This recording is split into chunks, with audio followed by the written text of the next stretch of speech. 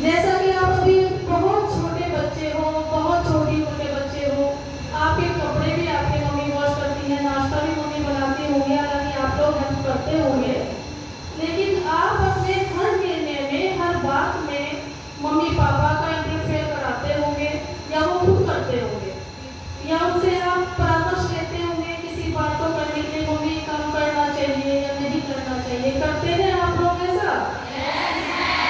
या कुछ निर्णय स्वयं ही ले लेते हो? ये बहुत अच्छी बात है। और जब अब आप थोड़े बड़े हो रहे हो, अब आपके मन में कुछ ऐसी चीजें आई कि नहीं अब तो हम बड़े हो गए, हम अपने निर्णय स्वयं लेने चाहिए। आती है ऐसी कोई भावनाएं विषय में? झूठ बोल रहे हो। अब आप लोगों के मन में ये आता होगा तो हम बड़े हो गए हैं, हमें स्वयं ही अपने निर्णय ले लेने चाहिए। अगर ऐसा आता भी है तो आप इस चीज को यहीं पे समाप्त कर दीजिए, मेरा आपसे अनुरोध है, क्योंकि आपकी इस विचारधारा का दुष्परिणाम सबसे ज्यादा आपको ही भुगतना पड़ता है। पहले तो जैसा कि मैं आपको आप कह के संबोधित कर रही हूँ, आप हैं क्या? आप केवल एक माता पिता की पुत्री नहीं है, अपितु आप पूरे भारतवर्ष की पुत्री हैं। आपका हर कार्य, आपका हर अच्छा कार्य आपके परिवार को गौरवान्वित करता है, साथ ही आपके पूरे समाज को भी गौरवान्वित करता है। अगर किसी गांव या किसी मोहल्ले की कोई बेटी बहुत अच्छा अचीवमेंट कर लेती है तो सब कहते हैं ना उस शहर की लड़की ने ये अचीवमेंट किया, कहते हैं ना बच्चों? ये चीजें उस मोहल्ले से बाहर, उस शहर से बाहर करी जाती है कि देखो मुजफ्फरनगर की लड़की ने इतना बड़ा अचीवमेंट कर दिया, वो मजिस्ट्रेट हो गई, वो IAS हो गई, सुनते हैं ना हम लोग। और आपके अपने शहर मोहल्ले में क्या कहते हैं कि फलाने की बेटी ने इतना बड़ा अचीवमेंट किया, और देश से बाहर क्या कहते हैं कि भारत की बेटी ने इतना बड़ा अचीवमेंट किया। तो आप क्या है? आप पूरे भारतवर्ष की बेटी हैं। आपके साथ आपके देश का नाम जुड़ा होता है, आपके मोहल्ले, आपके शहर, आपके गांव का नाम जुड़ा होता है। समझ रहे हो आप मेरी बात? इसके अलावा आपके माता पिता जिनकी आप पुत्री कहलाती हो, उनका नाम तो आपके साथ सर्वविदित रूप से जुड़ा ही रहता है। दूसरी बात, आप पुत्री होने के नाते आपका दायित्व ज्यादा बनता है, क्योंकि नारी जो होती है भविष्य की सक्षम नारी है, और नारी का दायित्व पुरुष से कहीं अधिक समाज में माना जाता है। नारी को घर भी संभालना होता है, परंपराएं भी संजोनी होती है, अपने परिवार को भी देखना होता है, और ये वो तभी कर पाती है जब इसके लिए वह उपयुक्त रूप से मानसिक और शारीरिक रूप से तैयार हो जाए। जब आप व्यस्त हो जाते हो और आपका विवाह हो जाता है, तब आपके कंधों पे परिवार की जिम्मेदारी आ जाती है।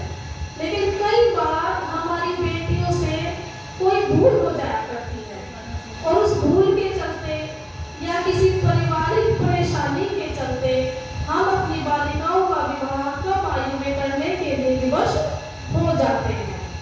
आपके आसपास भी कुछ बालिकाएं आपने देखी होंगी जिनका विवाह कम आयु में कर दिया जाता है।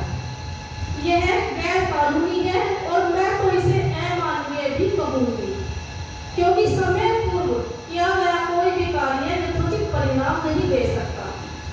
इसीलिए मैं आज यहाँ अपनी समिति के अन्य सदस्यगण के साथ उपस्थित हुई हूँ कि इस विषय पर थोड़ा सा प्रकाश डाल सकूं। जिस प्रकार से आपने अपने घर में छोटा भांड देखा होगा, जैसे कि दही बनाते हैं, अगर शाम को दही बनाई और सुबह देगी तो उसमें बड़ा अच्छा टेस्ट आता है, लेकिन अगर हम उसे बीच में ही सर्व कर देते हैं तो वो फट जाया करती है। उसी प्रकार से हमारी बालिकाएं और हमारे बच्चे होते हैं, अगर समय पूर्व उनके साथ या उनके विषय में कोई विचार किया जाए तो उससे वे उचित परिणाम नहीं मिलते। उसी प्रकार से हमारे समाज में एक कुप्रथा फैली है, वो है बाल विवाह। वो है बाल विवाह।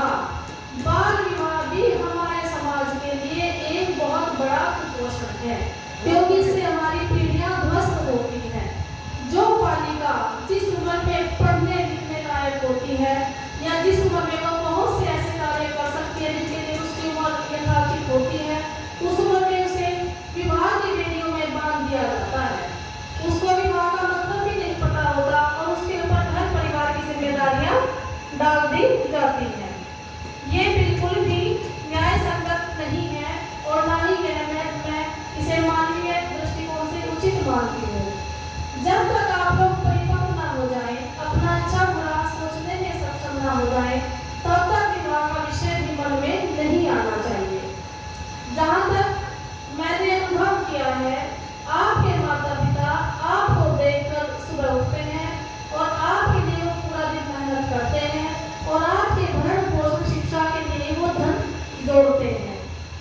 इसके बावजूद अगर कहीं कहीं प्रतीत होता है कि हमारी बेटियां हमारे सम्मान पर या हमारी अपेक्षाओं पर खरी नहीं उतर पा रही है किन्हीं कारणों से, तो वो कई बार सोचते हैं कि हमें इनका विवाह कर देना चाहिए, क्योंकि बेटी पराया धन होती है, तो आपने सुना ही होगा। इसीलिए बेटियों को पराया धन कहा जाता है, क्योंकि इनका विवाह हमें करना ही करना होता है। लेकिन विवाह यदि सही समय पे हो तो ये एक परंपरा होती है, एक संस्कृति का पार्ट होती है। लेकिन अगर ये नाबालिग का हो, अर्थात 18 वर्ष से कम आयु की बालिका का यदि विवाह किया जाए, तो ये गैर कानूनी अपराध होता है। इसके अलावा कुछ बालिकाएं ये सोचती है कि हम तो स्वयं शादी कर लेंगे और डुप्लीकेट कागज बनवा देगा कोई दूसरा जो हमें उकसा रहा होता है, उसका रिजल्ट भी बहुत गंदा निकलता है। आप लोगों को पहनाने फुसलाने वाला जो व्यक्ति होता है कम आयु में, यानी आप 18 के नहीं हुए हो और किसी ने आपको बहलाया फुसलाया है और शादी के लिए प्रेरित किया है या झूठ मूठ से शादी का स्वाद रचाया है, तो उसके लिए जेल के दरवाजे खुल जाते हैं, वह सीधा जेल में पहुंच जाता है। और आप लोग कहाँ पहुंचते हो? आप लोग जाते हो अपने माता पिता के साथ और आप लोगों को वहाँ पे व्यवस्थित करने की जिम्मेदारी बाल कल्याण समिति की होती है। आप माता पिता के पास तो चले जाते हो, लेकिन शादी के अयोग्य ही रहते हो, क्योंकि आपने अपनी परिपक्व आयु पूरी नहीं की है। कितनी आयु है शादी की? 18 वर्ष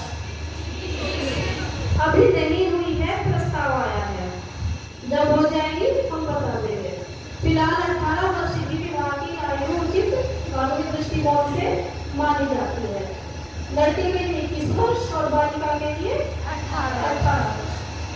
तो बालिकाओं में आपसे यही कहने का तात्पर्य है कि आप अपने, जैसा आपने अभी बताया कि हमारे सारे अधिकार हमारे माता पिता के पास सुरक्षित होते हैं, तो ये जो अधिकार विवाह का है ये भी आप अपने माता पिता को ही सौंप दें, तो आपका भविष्य कहीं ज्यादा उज्जवल होगा। क्योंकि जो माता पिता आपके भोजन का चुनाव करते हैं, आपके वस्त्रों का चुनाव करते हैं, आपके अच्छे बुरे का चुनाव करते हैं, वो आपके जीवन साथी का चुनाव भी कहीं ना कहीं आपसे बेहतर आपके लिए करेंगे। ऐसा विश्वास आपको अपने हृदय में रखना चाहिए। लाइफ पार्टनर जो आपका बनाया जाता है वो हमेशा के लिए तय होता है, लेकिन जब वो अपरिपक्व मस्तिष्क से उसका चुनाव होता है तो उसकी गारंटी प्राय समाप्त हो जाया करती है, क्योंकि आपको तो अनुभव ही नहीं होता। किसी व्यक्ति को समझने के लिए बहुत लंबे अनुभव की आवश्यकता होती है और वो आपके पेरेंट्स के पास होता है, ना कि आपके पास। तो बालिकाओं, मेरा आपसे यही अनुरोध है कि आप इस विषय में अपने जीवन को दांव पे ना लगाएं, बहुत सावधान रहें, क्योंकि आप समाज की धरोहर हैं, भारतवर्ष की का गौरव है और आपके कंधों पे अपने परिवार, समाज, शहर और देश के मान सम्मान की जो जिम्मेदारी है उसका निर्वाह करते हुए आप इन अन्यथा बातों से बचें और अपने इस समय को अपने शिक्षा प्राप्त करने में लगाएं, अपने कौशल विकसित करने में लगाएं और जो विवाह का अधिकार है वो अपने माता पिता के पास ही फिलहाल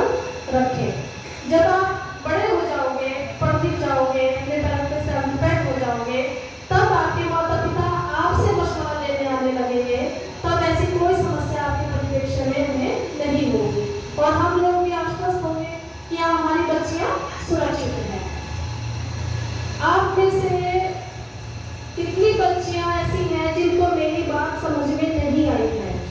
हाथ ऊपर कीजिए।